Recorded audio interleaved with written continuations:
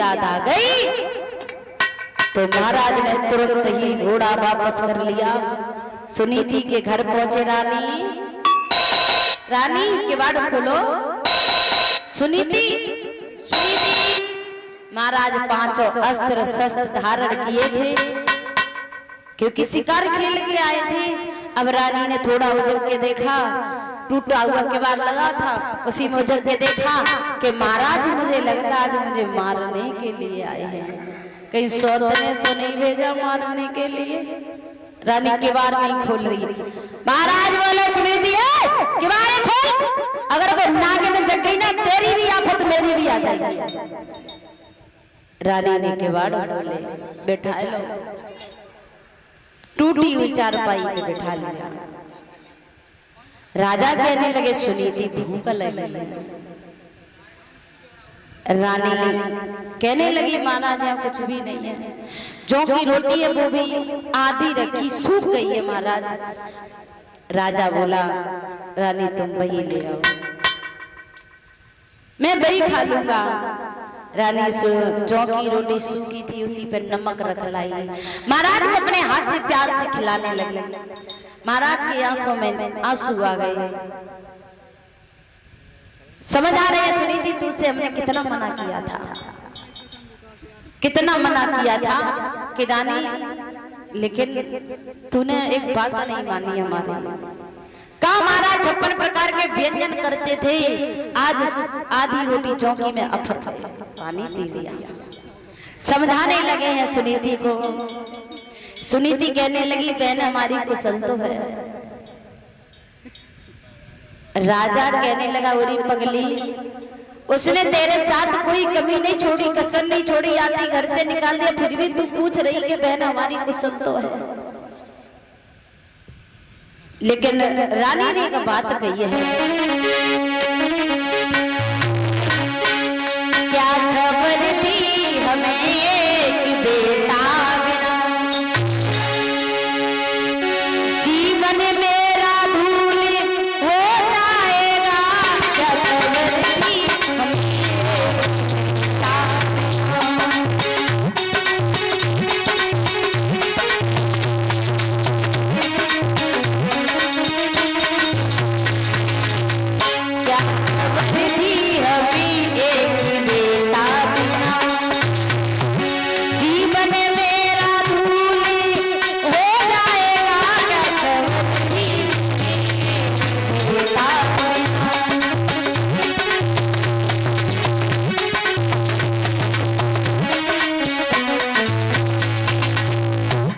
रानी राजा से कह रही है ना कोई उसके संतान हुई ना मेरे कोई संतान हुई, फिर इसलिए शादी करवाई थी कि महाराज के उसी के कोई संतान हो जाए।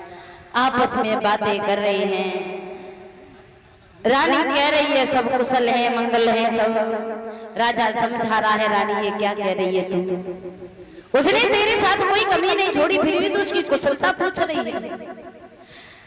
तब तक सुबह के 4 बज गए। घड़ियाल वाले भैया ने घंटा बजा दिया। रानी कहने लगी आज तो लगता है आज ये बैल ने रात भी बहुत छोटी हो गई, क्योंकि आज रात हमारी है, महाराज हमारे पास आए हैं, फिर भी तब तक मुर्गा ने बांग लगा दी। राजा कहने लगा रानी जाने दे, अगर उसे पता लग गया तो पता नहीं वो क्या करेगी। तू तेरी तो छोड़, वो मुझे भी नहीं छोड़ेगी। रानी कहने लगी अरे थोड़ी और रात पड़ जाती तो क्या हो जाता। राजा कहने लगा रानी मुझे जाने दे, मैं आता रहूंगा, चिंता ना कर। उसी रात रानी ने गर्भ धारण किया है। सुबह हुआ महाराज सुनीति के दरवाजे पर पहुंचे।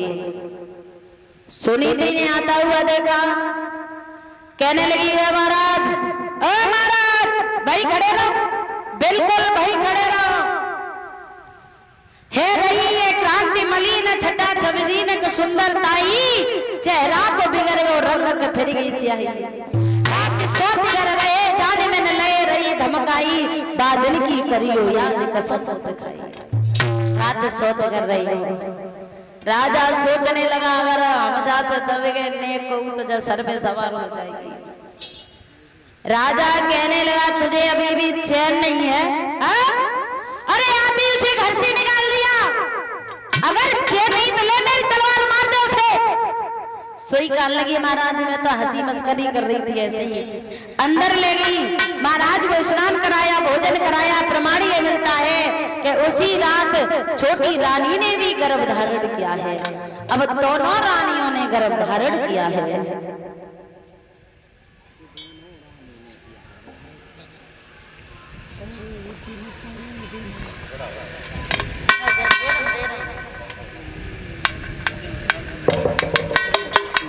दोनों रानियों ने गर्भ धारण किया। सुखदेव जी महाराज बोले सुनो राजन परीक्षित, प्रमाण मिलता है लेकिन दोनों में अंतर बहुत था।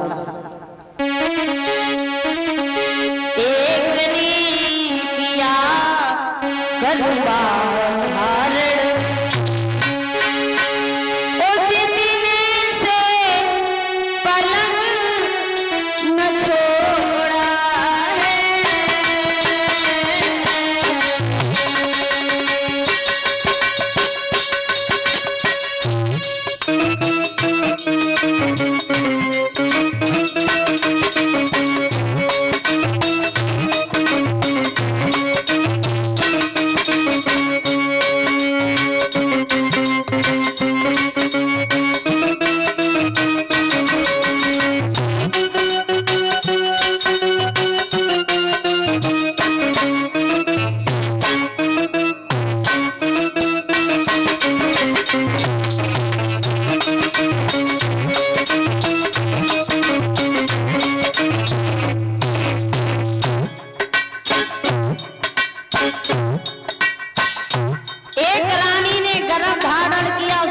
पलक नहीं छोड़ा। कौन सी है? छोटी रानी। लेकिन भैया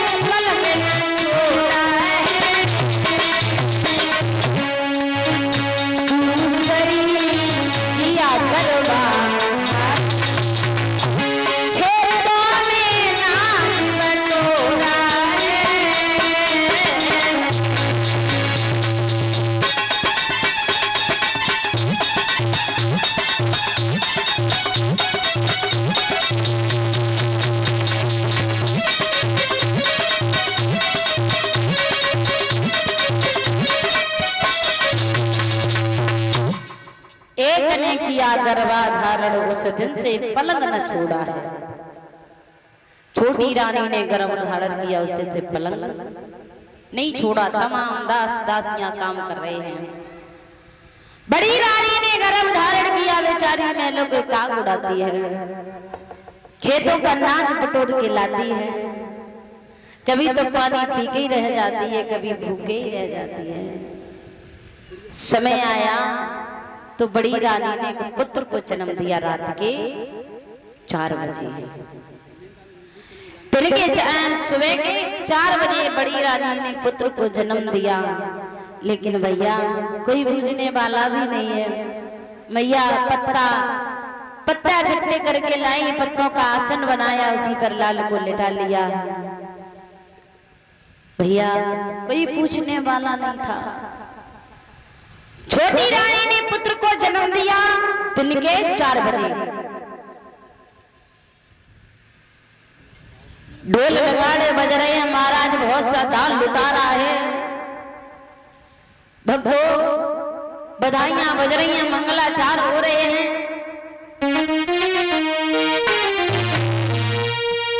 आंगन में बधाई बज रही सुनी, बहना मेरी सुनी, आली मेरी सुनी, दुनिया मेरी, चाहे हो रे मंगला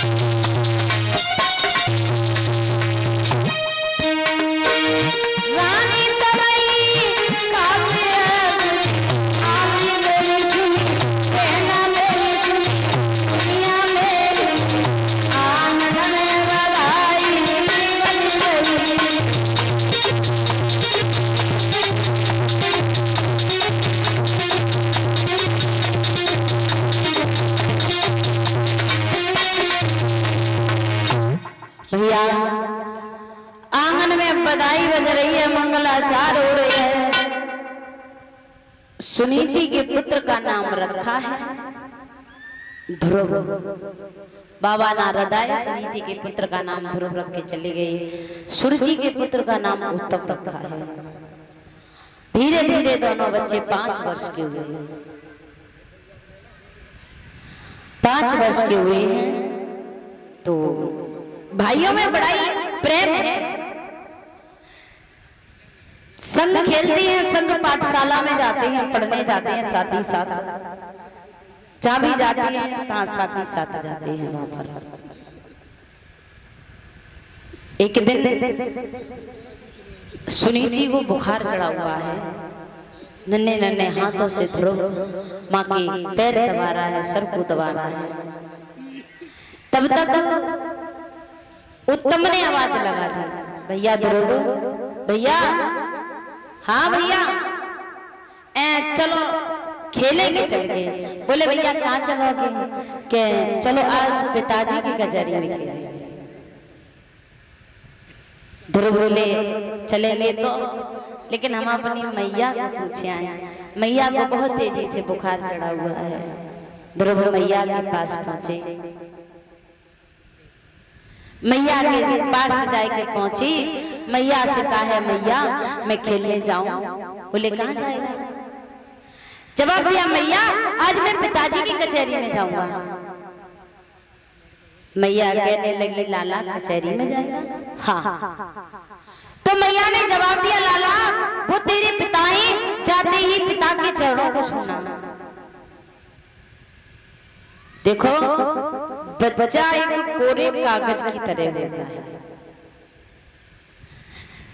कोरे कागज की तरह होता है, जैसा उस पे लिख दोगे वैसा ही लिख जाएगा।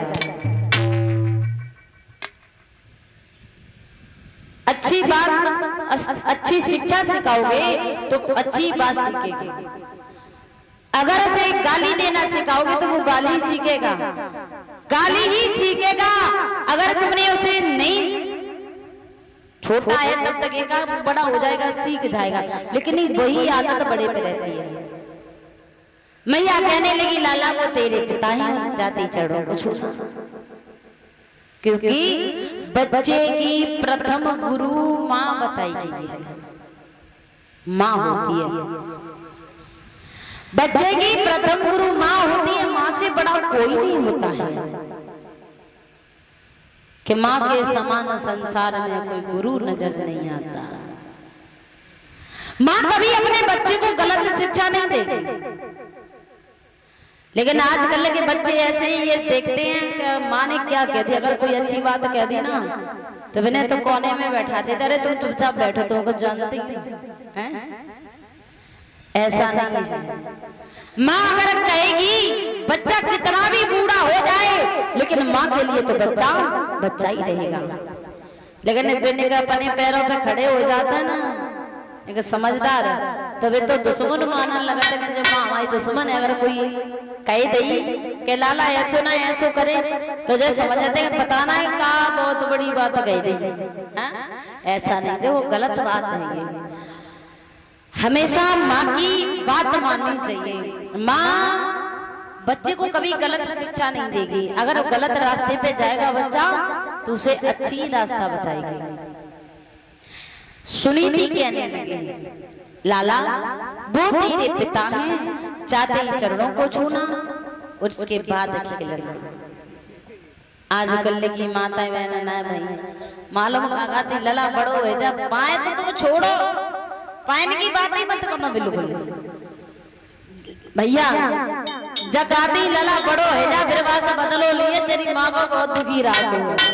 आजकल की माताओं की ये शिक्षा है, बदला बहुत जल्दी सिखा देते हैं, हाँ बदला ले बदला। लेकिन सुनीति ने ऐसा नहीं किया। सुनीति ने कहा वे तेरे पिता हैं, चरणों को छूना। ध्रुव चल दिया, उत्तम के साथ कचहरी में पहुंचा। कचहरी में पहुंचा है, कचहरी लगी थी तो जाते ही पहले चरणों को छुआ। जैसे ही चरणों को छुआ, उत्तानपाद ने देखा राजा ने कि ध्रुव देखने में बहुत सुंदर था। सोचने लगे रोज उत्तम को तो खिलाते ही, लाओ आज ध्रुव को ले ले गोदी में। गोदी में बिठा लिया। सवारे जितने भी लोग बैठे थे महाराज की बड़ाई करने लगे, अरे महाराज हो तो हमारे राजा जैसे हो। जितना प्रेम छोटी रानी को करते हैं उतना प्रेम बड़ी रानी को करते हैं, जितना प्रेम छोटे बेटे को करते हैं उतना ही प्रेम बड़े बेटे को करते हैं। बाबा हो रही है, लेकिन एक चुगला बैठा हुआ था। बट चुगला को वो बात अच्छी नहीं लगी। भैया चुगला जो होते हैं ना, पहले तो एक नारद थे, लेकिन अब तो हर गली में नारद है, घर घर में नारद है। चुगला लला सुखदेव के चुगला चुगल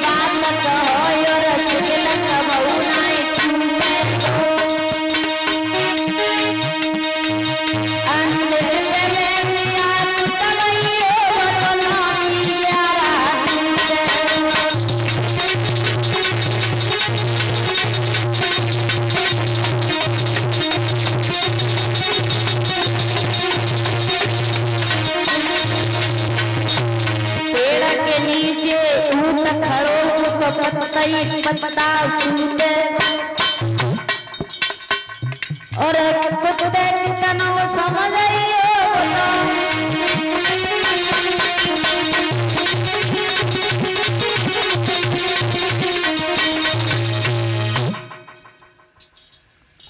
चुगल से मन की बात कहो और चुगल कबो न चूके। चुगला तो कितनी तुम मन की बात कहियो तो चुगल चूके कहो ना, दूसरे से कह जरूरत है। उसी सभा में एक चुगला बैठा हुआ था, वो चुगला को बात अच्छी नहीं लगी तो चुगला उठा छोटी रानी के पास पहुंचा।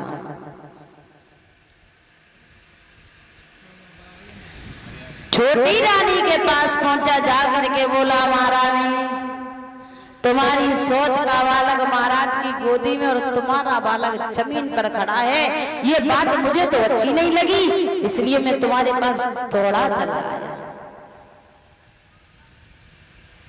रानी को बिल्कुल सबर न आए, वो एकदम से उठी, सभा में पहुंची, ध्रुव की बाएं पकड़ी, धकेला मार दिया पीछे तक और कहा है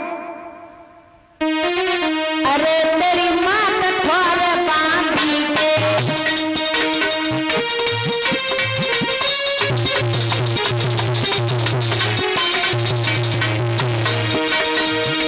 अरे तेरी माँ कठोर बांधी के और तू लायक नहीं गोदी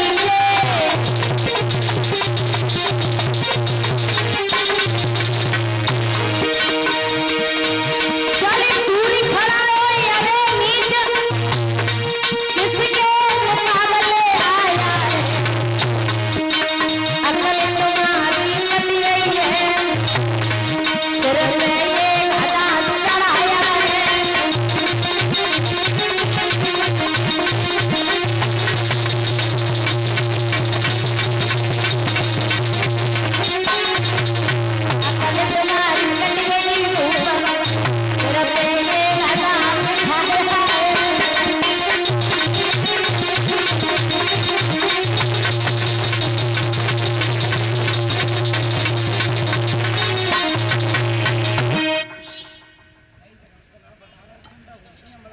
जवाब दिया है महाराज, ये नौकरानी का बेटा तुम इसे गोदी में ले।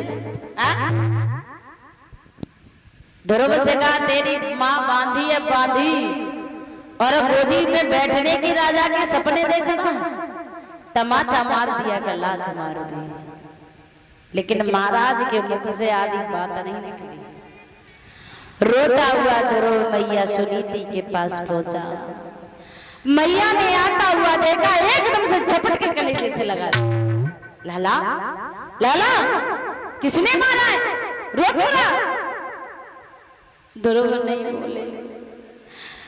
मैया बोली लाला किसने मारा है?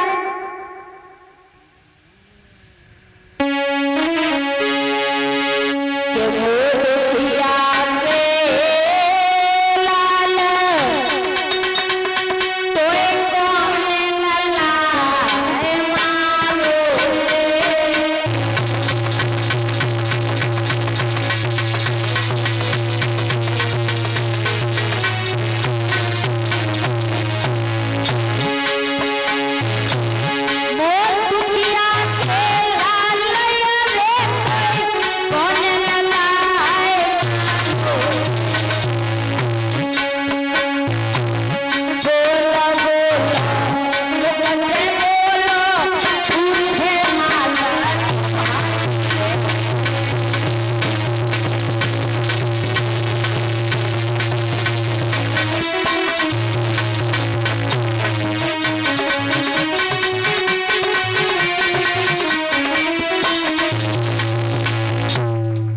मैया कहने लगी लाला किसने मारा है?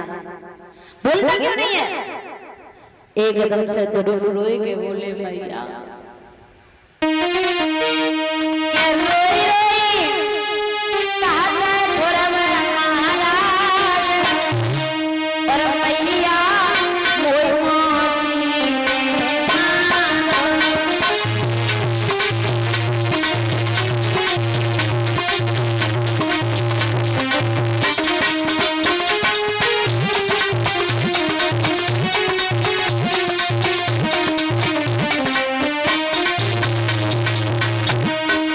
मोए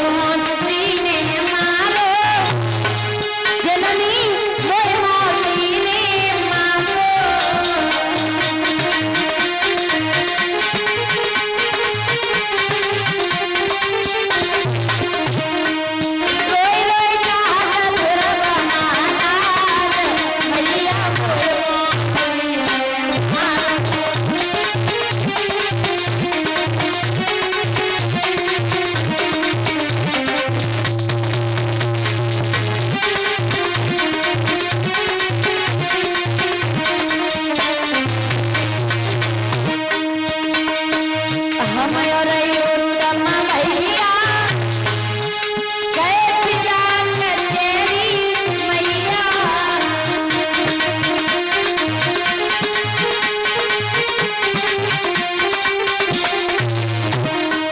पिता ने बोल बिठायो मौसी ने धकेला मारो।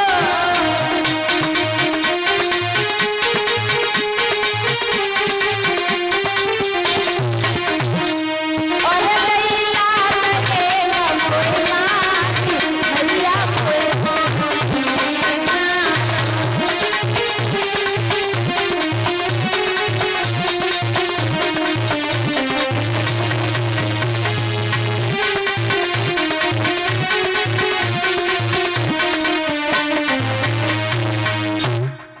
ध्रुव कहने लगे मैया मौसी ने मारा है। मैया कहने लगी मौसी का तूने कुछ बिगाड़ा था। ध्रुव बोले मैया दुख इस बात का नहीं है मौसी ने मारा, दुख इस बात का है मौसी बकती रही लेकिन पिता के मुंह से शब्द तक नहीं निकला। मैया सुनी थी कहने लगी लाला अगर वो तेरे पिता होते तो बोलते नहीं। ध्रुव कहने लगे मैया क्या कह रहे हो, फिर कौन है तेरा पिता? मैया बोली तेरा पिता राम है, ईश्वर है, भगवान है। मैया के मुख से निकल गया। ध्रुव कहने लगे कहाँ रहते हैं? मैया के मुंह से निकल गए लाला वो तेरा पिता वन में रहता है। अब तो ध्रुव जिद पकड़ गए कि मैया मैं अपने पिता के दर्शन करने जाऊंगा, मुझे आज्ञा दे दे। मैया बात बदल के बोली लाला रोटी तो खा ले। के मैया बोली रोटी खा ले मैं सब्जी मांग के लाती।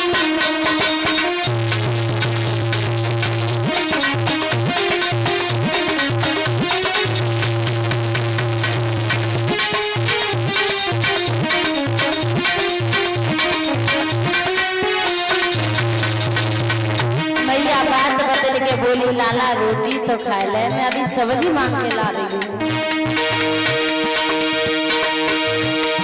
मैया बोली रोटी खा ले मैं सब्जी मांग के लाई। मेरे लाला मेरे बेला मैं भूखी तड़पी जाती हूँ।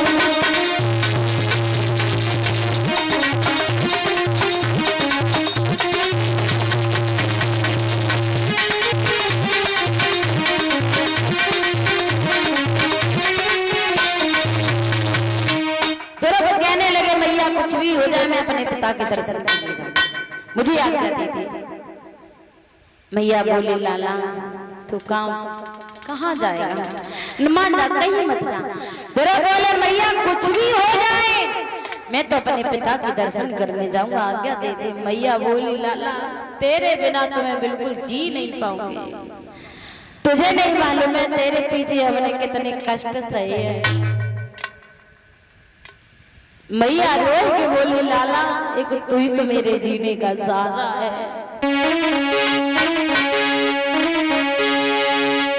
अरे इकलौता प्राण प्यारो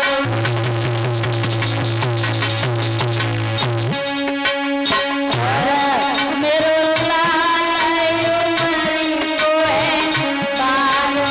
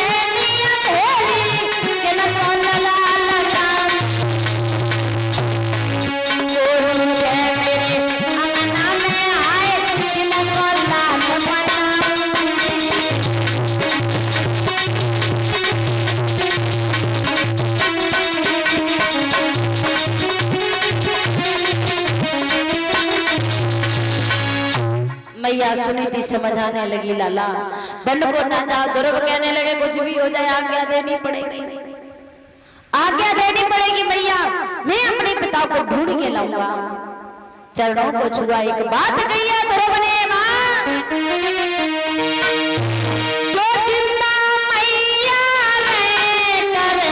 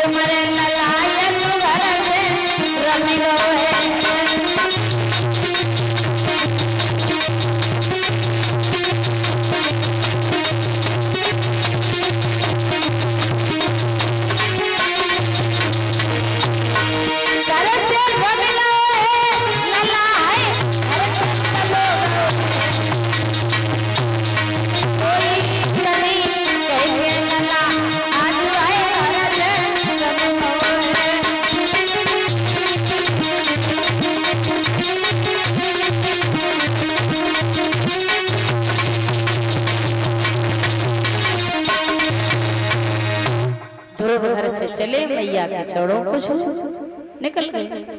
मैया रो रो के पछाड़ खा के गिर पड़ी। इधर उत्तानपाद ने सुना कि ध्रुव को जाना है, मंत्री से कहा मंत्री मंत्री कहिए महाराज। हमने सुना है कि ध्रुव को जा रहा है। हाँ सुना तो हमने भी है, खैर तो उससे जाकर ये कह दो आज से वो बन को न जाए, आज उसे उसकी माँ को गेहूं की रोटी और सब्जी मिलेगी। अच्छा महाराज। हाँ लेकिन बन को न जाए। ठीक है महाराज, जा रहे हैं। ठीक है हाँ बोल दो क्या? जाओ। जा रहा हूँ बेटा ध्रुव। हाँ कहिए मंत्री। क्या कहें, आप कहाँ जा रहे हैं? बन को जा रही है अपने पिता को ढूंढने के लिए। ऐसा करो बन को न जाओ। क्यों? क्योंकि तुम्हारे पिता ने मना किया है। किसने मना किया है? आपके पिताजी ने। अच्छा महाराज जी ने कहा है आज से बन को न जाओ और तुम आराम से मेले में रहो चल के। अच्छा जी। ध्रुव कहने लगे बारे भगवान, बारे भगवान, अगर तो घर से निकली हूं ना पाई, गेहूं की रोटी और सब्जी मिलने लगी। मंत्री जी बोलिए। उनसे जाकर के कह दो मैं नहीं लौटूंगा, मैं अपने पिता के दर्शन के लिए जा रहा हूँ। ठीक है? नहीं लौटोगे? बिल्कुल ठीक है महाराज। हाँ वो नहीं लौट रहा है, उसने मना कर दिया। मना कर दिया। अरे जाकर के उससे ये कह दो आधा राज उसका आधा राज उसके भाई उत्तम का है, लेकिन बन को ना चाहिए। बेटा धरो। हाँ फिर आएगा तुम। फिर नहीं आ गई, मेरी पूरी बात सुनो। हाँ अब बन को न जाओ। क्यों? अब तो तुम्हारा हिस्सा भी मिलने लगा है। अच्छा। अब तक चलो जैसे रहे तैसे रहे, नॉन रोटी खाई तैसे खाई। अच्छा अब बन को न जाओ, अब आधा राज्य तुम्हारा हो जाएगा, बंटवारा आज ही करवा देंगे। आराम से आप अपने महल में रहो, उसे अपने महल में रहने दो। बारे भगवान। अब